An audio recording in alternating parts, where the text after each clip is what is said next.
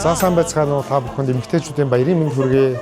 Маргааш 3 сарын 9-нд Содын төвөргөнд манай Анир Pop оркестрийн Ностальгия 2 тоглолт тусгай хөтөлбөрийн дагуу бэлтгэгдэж эмэгтэйчүүдэд зориулж ингэж тоглох гэж байгаадаа баяртай байна.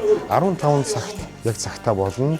Мөн тоглолт маань урд нь тоглож байсан 1-р тоглолт маань маш амжилттай халуун дулаан уурын амьсгалтай маш сайхан болж өнгөрсөн байдаг. Ингээд 2-р тоглолтоо одоо эмэгтэйчүүдэд зориулж хийж байгаадаа баяртай байна. Та бүхнээс урьж байна. Манай оркестрийн манай уран бүтээлч бүгдээрээ маш их догтлцсон.